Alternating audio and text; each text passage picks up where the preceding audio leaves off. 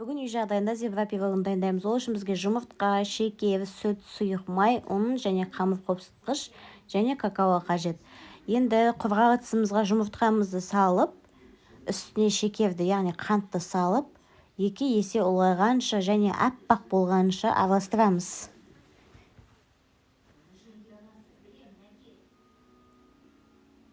Осылай төменнен жоғары қарай миксерлейсіздер. Міне осылай аппақ болады. Сол кезде үстіне сұйық майымызды құйып, тағы да бір миксерлеп аламыз.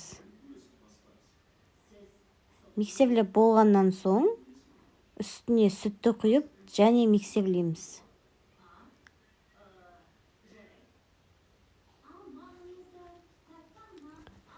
Содан соң дайындап қойған ұнымызды құрғақ бөлек ыдысқа 2 ас қасық бөлек алып қоямыз. Не үшін екенін қазір видеода түсіндіретін боламын. Содан соң бұның үстіне разрыхлителді салып, араластырып аламыз. Араластырып болған соң ұн елегіштің көмегімен жаймендеп сала отырып миксерлеп араластырып аламыз. Бірден сала салуға болмайды, себебі біздің көтеріліп тұрған массамыздың үстіне ұнды бірден салсақ, пирогымыз көтерілмей қалуы мүмкін. Сондықтан жаймендеп салып миксерлеп аламыз.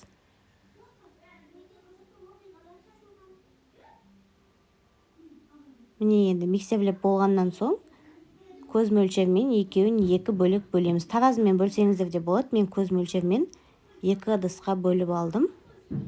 Содан соң бірінші ыдысымызға 2 ас қасық какаомызды салып, ұн елегіштің көмегімен салып, жақсылап араластырамыз.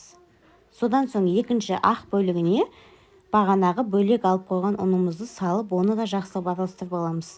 Сол кезде екеуінің қоюлығы бірдей болады. Құйған кезде де қиналмаймыз.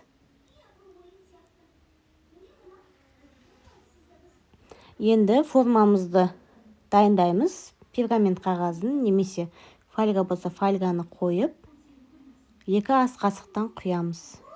2 ас қасық ақ, 2 ас қасық қара тестадан құйып шығамыз.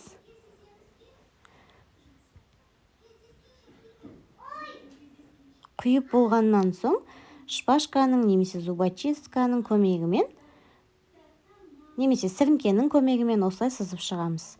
Сол кезде піскен кезде өте әдемі көрінетін болады. Енді 180 градуста қызып тұрған, алдын ала қызып тұрған пешімізге 35 минутта пісіріп аламыз. Әркімнің пешіне қарай піседі, сондықтан қарап тұрыңыздар. Өте дәмді әрі биік болып көтерілді. Сіздерге де жасап көріп кеңес беремін. Сіздермен болған аяулым.